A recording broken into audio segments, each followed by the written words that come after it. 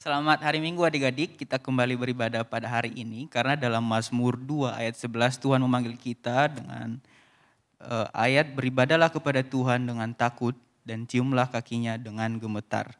Nah, untuk memulai ibadah kita hari ini, mari kita angkat pujian Satu Hal Yang Kurindu.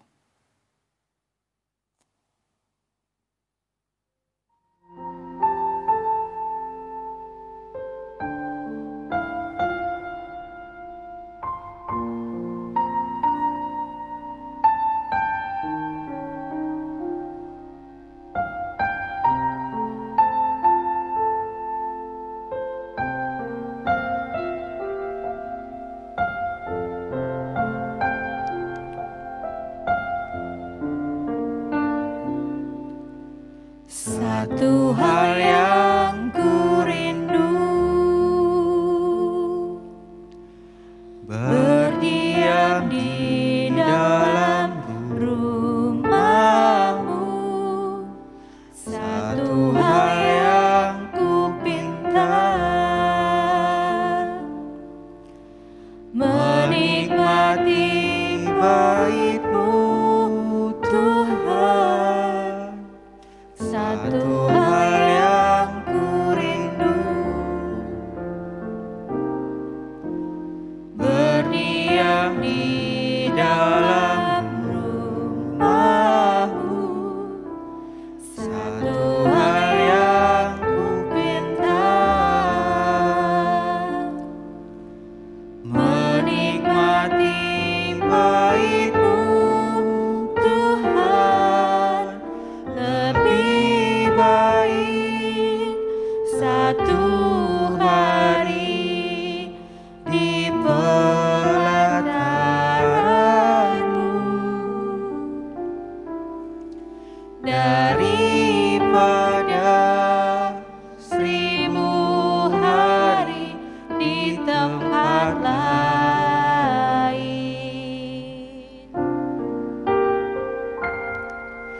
Memuji-Mu, menyembah-Mu, Kau Allah yang hidup, dan menikmati semua kemurahan-Mu.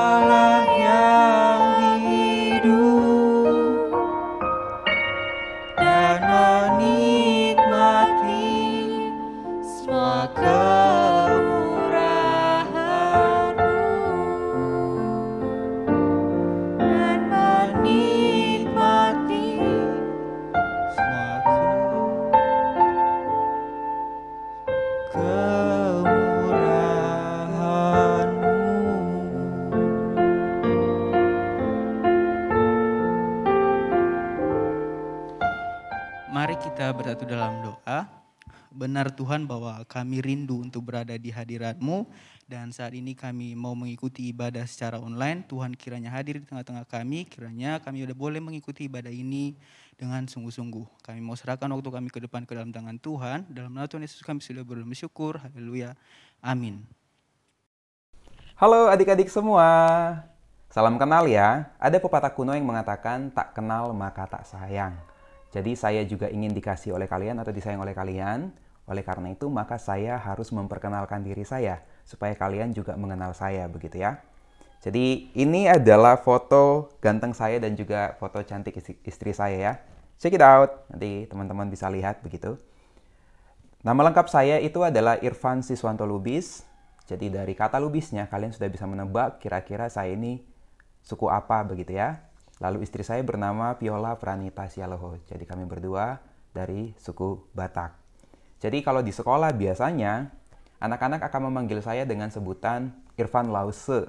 Tapi kalau di GKY biasanya bilangnya adalah Lause Irfan. Jadi nyaman aja ya, feel free kalian mau panggil saya dengan Irfan Lause atau Lause Irfan, gak jadi masalah begitu ya. So buat hari ini kita akan belajar dari satu tokoh Alkitab yang begitu terkenal, yaitu adalah Yohanes Pembaptis.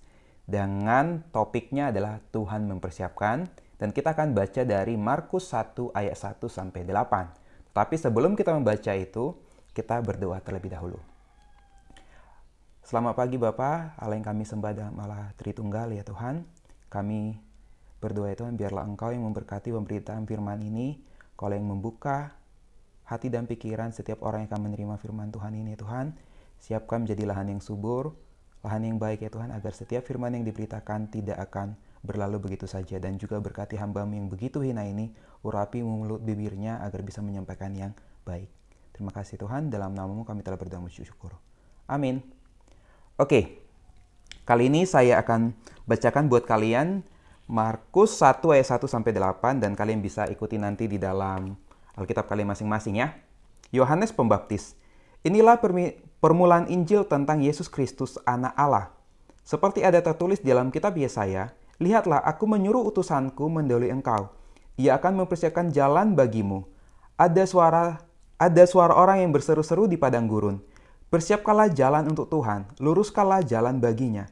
Demikianlah Yohanes Pembaptis tampil di padang gurun dan menyerukan, bertobatlah dan berilah dirimu dibaptis, dan Allah akan mengampuni dosamu. Ayat yang kelima, lalu datanglah kepadanya orang-orang dari seluruh Yudea dan semua penduduk Yerusalem, dan sambil mengaku dosanya, mereka dibaptis di sungai Yordan. Yohanes memakai jubah bulu unta dan ikat pinggang kulit, dan makanannya belalang dan madu hutan. Inilah yang diberitakannya, sesudah aku akan datang Ia yang lebih besar, yang lebih berkuasa daripada aku, membungkuk dan membuka tali kasutnya pun aku tidak layak. Ayat yang terakhir, aku membaptis kamu dengan air, tetapi Ia akan membaptis kamu dengan Roh Kudus. Oke, adik-adik semua, sebelum kita berbicara banyak hal tentang Yohanes Pembaptis, izinkan saya menyampaikan latar belakang daripada Yohanes, yaitu adalah kalau kita perhatikan di dalam Lukas 1 ayat 57-60, maka Yohanes Pembaptis merupakan anak dari Imam Zakaria dan Ibu Elisabet. Jadi Imam Zakaria ini dan Elisabet itu merupakan pasangan yang udah di usia tua. Dan pada saat di usia mereka tua, khususnya ibunya adalah yang bernama Elisabet, itu dikatakan mandul. Apa artinya mandul? Pada saat itu ketika perempuan dikatakan mandul, artinya dia tidak mungkin untuk memiliki anak. Jadi ini kalau kita kembali lagi ke dalam perjanjian lama, kisah-kisah perjanjian lama begitu ya, maka ini ceritanya sama seperti Sarai dan juga Abraham, di mana Sarai juga dikatakan perempuan yang mandul sehingga sulit untuk melahirkan. Dan Yohanes juga seperti itu ya. Tapi pada akhirnya Tuhan membuka kandungannya Elisabet dan terakhir lahirlah Yohanes. Kemudian yang kedua adalah Yohanes Pembaptis hidup penuh kesederhanaan. Bahkan kalau bisa saya katakan, dia hidup di dalam kemiskinan. Kok bisa tahu? Kita perhatikan di ayat yang keempat. Dikatakan di situ, demikianlah Yohanes Pembaptis tampil di padang gurun. Dari sini, dari kata ini, kita bisa mengetahui bahwa Yohanes Pembaptis tinggal di padang gurun. Padang gurun itu adalah tempat yang berkapur, tempat yang begitu panas, bahkan saking panasnya kakinya bisa melepuh kalau tidak menggunakan alas begitu ya. Kemudian kalau kita perhatikan pakaiannya atau busananya, di ayat yang ke-6, Yohanes menggunakan jubah bulu unta dan ikat pinggang kulit. Kemudian makanannya adalah belalang dan madu hutan. Belalang dan madu hutan pada zaman itu adalah makanan yang biasanya dikonsumsi buat orang miskin. Jadi dari sini kita bisa mengetahui gaya hidup Yohanes Pembaptis adalah sederhana atau bahkan cenderung termasuk kategori orang miskin kalau kita menggunakan penilaian pada zaman itu. Lalu muncul pertanyaannya, apa sih kaitannya Yohanes Pembaptis dengan Tuhan Yesus? Nah, disinilah inti daripada cerita hari ini. Yang pertama adalah kalau kita perhatikan di ayat yang kedua dan ketiga dari firman Tuhan ini, dikatakan, seperti ada tertulis di dalam kitab Yesaya, lihatlah aku menyuruh utusanku mendahului engkau. Perhatikan kata-katanya ya adik-adik, aku. Akunya di sini adalah Allah Bapa. Menyuruh siapa? Utusannya Allah Bapa. Mendahului engkau, engkaunya itu siapa di sini? Tuhan Yesus. Maka Allah Bapa sudah menyuruh utusannya. Utusannya maksudnya ini adalah sebelum Yesus Kristus lahir, sudah ada yang dipilih oleh Allah Bapa untuk lahir terlebih dahulu. Dia ngapain? Tugasnya adalah Allah menyuruh supaya dia mempersiapkan jalan bagi Tuhan. Kemudian di ayat yang ketiga, ini adalah ciri orang tersebut. Ada orang yang berseru-seru di padang gurun. Persiapkanlah jalan untuk Tuhan, luruskanlah jalan baginya. Jadi kalau kita perhatikan di dalam kitab Yesaya, Allah Bapa sudah memberikan cerita, sudah mewahyukan bahwa akan lahir pembawa jalan atau pembuka jalan bagi lahirnya Kristus. Bagaimana karakteristiknya, bagaimana sifatnya? Dia orang yang lahir di padang gurun dan dia menyerukan untuk mempersiapkan Tuhan, mempersiapkan jalan bagi Tuhan. Maka kita perhatikan di ayat yang keempat. Demikianlah Yohanes Pembaptis tampil di padang gurun dan menyerukan, bertobatlah dan berilah dirimu dibaptis dan Allah akan mengampuni dosamu. Jadi inilah kategorinya, inilah kriterianya. Pada saat dikatakan di dalam kitab Yesaya tidak diberitahu siapa namanya, dia akan bernama Yohanes, tidak diberitahu. Tapi dari sini dengan sifat-sifatnya atau karakteristiknya kita bisa tahu yang dimaksudkan oleh Allah Bapa yaitu adalah Yohanes Pembaptis. Maka hubungan Yesus Kristus dengan Yohanes Pembaptis yang pertama adalah Yohanes Pembaptis itu adalah pembuka jalan bagi Yesus. Kemudian Yohanes Pembaptis juga adalah orang yang mengajak orang untuk percaya kepada Tuhan. Dan yang terakhir adalah Yohanes Pembaptis adalah orang yang membaptiskan Tuhan Yesus. Itu kita bisa tahu dari mana? Markus 1 ayat ke-9. Di situ dikatakan, pada waktu itu datanglah Yesus dari Nazaret di tanah Galilea dan ia dibaptis di sungai Yordan oleh Yohanes. Tetapi ini tidak menjadi pokok pembicaraan kita pada pagi hari ini. Kita akan fokus kepada kata pembuka jalan. Nah, jadi dari sini diberitahu di dalam ayat kedua, ketiga, dan keempat, di mana Yohanes Pembaptis adalah pembuka jalan. Maka muncul pertanyaan kritisnya. Pembuka jalan itu apa? Apa relevansinya cerita Yohanes Pembaptis dengan hidup saya? Jadi, dari cerita Yohanes Pembaptis, kita akan diajarkan bahwa Allah telah menunjukkan jalan menuju keselamatan. Yaitu apa? Di ayat yang keempat, bertobat. Kemudian percaya Kristus. Melalui cerita Yohanes, kita bisa mengetahui bahwa Allah benar-benar ingin menyelamatkan manusia. Maka diutuslah orang untuk membuka jalan. Layaknya seperti ini kalau saya berilustrasi. Kalau Pak Jokowi mau datang, sebelum Pak Jokowi mau datang, biasanya ada pas pampresnya, pasukan pengawal presiden yang akan mempersilahkan jalan. Kemudian kalau ada seorang raja mau pergi ke suatu daerah, biasanya akan ada prajurit yang mendahului raja tersebut untuk mempersiapkan jalan. Jadi kurang lebih seperti itulah Yohanes itu. Dia membuka jalan bagi lahirnya Kristus, bagi Tuhan. Kemudian yang menjadi pertanyaan kuncinya adalah, di mana jalan menuju keselamatan itu adalah dengan kita bertobat dan percaya Kristus. Maka pertanyaan saya buat adik-adik semua adalah, maukah adik-adik mempersiapkan hati kalian untuk menerima Kristus? Nanti bulan 12 kita akan merayakan. Kita akan memperingati kelahiran Yesus Kristus. Apakah kalian saat ini sudah menerima Yesus Kristus sebagai Tuhan dan Juru Selamat kalian? Kemudian, apalagi yang kita bisa pelajari dari Yohanes Pembaptis? Yohanes Pembaptis menunjukkan kepada kita bagaimana menjadi pembawa berita tentang Yesus. Menjadi pembuka jalan itu sama aja halnya dengan kita menceritakan tentang Kristus.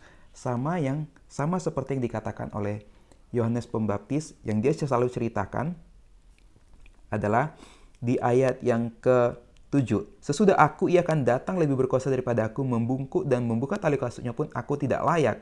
Kemudian di ayat yang ke-5, bertobatlah dan berilah dirimu dibaptis dan Allah akan mengampuni dosamu. Maka Rasul Yohanes Pembaptis selalu membawa berita tentang Kristus. Dan dia mencontohkan bagaimana membawa berita tentang Kristus. Maka yang mau saya ajarkan kepada adik-adik adalah bagaimana caranya atau gimana sih caranya supaya kita bisa membawa Kristus, membawa cerita tentang Kristus atau menjadi saksi Kristus. Maka ada 3 hal yang kita bisa lakukan. Yang pertama adalah melalui hidup yang sederhana. Gitu ya. Jadi orang Kristen atau anak-anak Tuhan tidak boleh hidup di dalam hedon. Hedon itu adalah, atau hedonisme adalah pandangan atau pemikiran yang mengatakan bahwa tujuan hidup adalah kesenangan semata. Itu bukan tujuan hidup orang Kristen. Tujuan hidup orang Kristen adalah memuliakan nama Tuhan dan menikmati Dia selama-lamanya. Kemudian, hidup kesederhana berarti kita tidak konsumerisme, kita tidak konsumtif. Karena sebagai orang Kristen kita harus bijaksana. Jadi ini saya kasih sebuah cerita yang cukup viral begitu ya. Jadi ada seorang istri memberitahu kepada suaminya dia ingin membeli handphone, dia ingin suaminya mengganti handphone. Oke, karena suaminya begitu baik hati, suaminya mengajak istrinya tersebut ke counter HP. Kemudian suaminya membelikan istrinya HP dengan merek, ya maaflah saya harus sebutkan mereknya. Dia belikan HP-nya dengan merek Oppo. Kemudian yang lebih mencengangkan lagi begitu ya, istrinya malah marah-marah di dalam counter tersebut. Benar-benar marah-marah, mencak-mencak kalau bahasa Bataknya begitu ya. Nah, kenapa dia marah? Karena istrinya nggak mau mereknya Oppo, mereknya harus iPhone. Nah, dari satu cerita ini kita bisa melihat betapa cerita tentang konsumerisme, hidup yang berfoya-foya, hidup yang konsumtif, yang berlebihan, itu sudah memengaruhi kehidupan anak-anak, kemudian orang-orang Kristen. Dan kita tidak boleh seperti itu. Kita harus hidup dalam kesederhanaan. Dan yang kedua adalah, gimana caranya kita bisa menjadi pembawa berita tentang Kristus? Melalui kasih kita. Kenapa? Karena di dalam Matius 22, ini kalau saya bacakan buat adik-adik semua begitu ya, Matius 22, ini begitu baik sekali. Itu adalah kisah tentang hukum yang terutama. Itu di dalam Matius 22 ayat 34 sampai 40. Nah, saya akan coba bacakan kepada kalian dimulai dari ayat yang ke-36. Nanti adik-adik bisa baca sendiri di rumah ya. Guru, hukum manakah yang terutama di dalam hukum Taurat? Jawab Yesus kepadanya, kasihilah Tuhan Allahmu dengan segenap hatimu dan dengan segenap jiwamu dan dengan segenap akal budimu. Itulah hukum yang terutama dan yang pertama. Kemudian perhatikan ayat yang ke-39. Dan hukum yang kedua yang sama dengan itu, ialah kasihilah sesama manusia seperti dirimu sendiri. Pada kedua hukum inilah tergantung seluruh hukum Taurat dan kitab para nabi. Jadi, maksudnya apa adik-adik? Kita nggak mungkin mengatakan kita mencintai Tuhan. Kita mengasihi Yesus. Kalau kita nggak mengasihi papa mama kita. Kalau kita nggak mengasihi adik kakak kita. Kalau kita nggak mengasihi teman-teman kita. Atau kita nggak mengasihi sesama kita manusia. Itu nggak mungkin. Itu tidak benar. Karena kalau kita mengasihi Tuhan, kita harus menunjukkan dengan kita juga mengasihi sesama kita. Jadi itu adalah cara kita yang nomor 2 ya. Kemudian yang terakhir adalah kita harus melakukan kebenaran. menjadi pelaku-pelaku kebenaran. Ketika kita berbicara tentang kebenaran, maka kita nggak mungkin berdusta. Karena ketika kita berdusta ini adalah suatu tindakan yang kita tidak boleh lakukan, suatu tindakan yang tidak terpuji. Jadi ini adalah 3 hal yang bisa kita lakukan dalam hidup kita sehari-hari bagaimana menjadi pembawa berita tentang Kristus. Begitu ya. Dan sebelum saya mau tutup, saya ingin memberikan 2 pertanyaan reflektif kepada kalian. Kalian bisa renungkan di tempat kalian masing-masing. Pertanyaan yang pertama adalah, bagaimana tanggapanmu mengenai kesederhanaan hidup Yohanes Pembaptis dibandingkan gaya hidup hedonis dan konsumerisme murid Tuhan saat ini? Dan yang kedua adalah, hal-hal apakah yang dapat kamu lakukan sebagai pembuka jalan bagi Yesus? Sampai di sini dulu ya adik-adik cerita tentang hari ini. Semoga cerita ini memberkati kalian, dan mari saya undang di dalam doa ya. Ya Allah Bapa, terima kasih ya Tuhan jikalau kami bisa mendengarkan cerita tentang Engkau ya Tuhan. Dan biarlah ya Tuhan firman yang sudah diberitakan tidak berlalu begitu saja. Biarlah Tuhan melalui Roh Kudus yang terus mengingatkan dan menginsapkan anak-anak di Karawaci ya Tuhan untuk terus mengejar ya Tuhan bagaimana menjadi pemberita Tuhan di dalam kehidupan mereka sehari-hari. Juga ya Tuhan berkati masa depan mereka, berkati orang tua mereka, berkati pendidikan mereka. Biarlah semuanya anak-anak ini kami serahkan ke dalam tangan pengasihan Tuhan. Terima kasih Tuhan, dalam namamu kami telah berdoa dan mengucap syukur. Amin. Oke, bye-bye adik-adik. God bless you all. Baik adik-adik, kita sudah selesai mendengarkan firman Tuhan. Sekarang kita mau mengumpulkan persembahan. Adik-adik bisa scan barcode yang ada di layar saat ini. Apabila ada kendala atau kesulitan, boleh minta tolong kepada orang tua ataupun kakak gitu. Nah, untuk mengiringi persembahan kita, mari kita angkat pujian Thank You Jesus.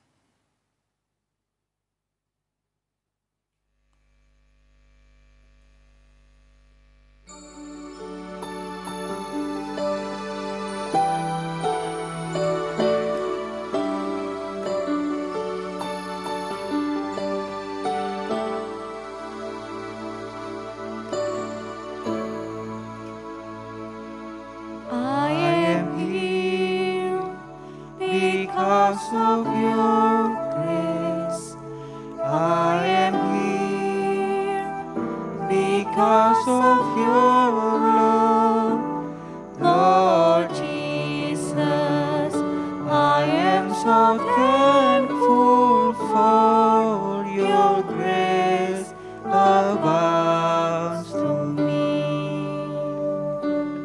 I am here because of your grace. I am here because of your love. Lord Jesus, I am so thankful for your grace abounds to me. Thank you, Jesus, Jesus, Jesus. Thank you, Jesus. It's only by your grace that I could live today. Forever I will praise your name. Thank you, Jesus. Oh, Jesus. Jesus. Thank you, Jesus. It's only by your grace that I could live today. Forever I will praise your name. Forever I will praise your name. Forever I will praise your name.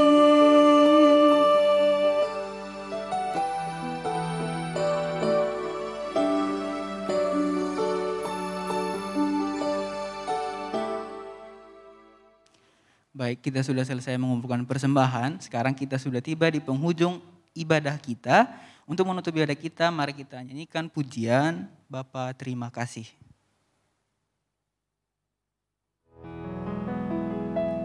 Bapa terima kasih. Bapa terima kasih. Bapa di dalam surga, puji terima kasih. Amin. Mari kita berdoa. Tuhan, terima kasih Tuhan untuk waktu pada pagi hari ini kami boleh beribadah. Terima kasih sudah untuk firman yang sudah boleh kami dengarkan. Biarlah firman itu dapat menjadi pelita bagi kehidupan kami. Dan Tuhan, kami juga sudah mengumpulkan persembahan. Kiranya Tuhan boleh persembahan itu dipergunakan untuk kerajaan-Mu, dan aktivitas kami selanjutnya kami mau serahkan sepenuhnya ke dalam tangan Tuhan. Kiranya kami dapat boleh melakukan setiap apapun yang Tuhan kehendaki dalam kehidupan kami. Terima kasih Bapa di surga, waktu kami ke depan kami serahkan dalam tangan-Mu. Dalam nama Tuhan Yesus kami sudah berdoa bersyukur. Haleluya. Amin. Baik adik-adik, ibadah kita sudah selesai dan sampai jumpa pada minggu selanjutnya. See you.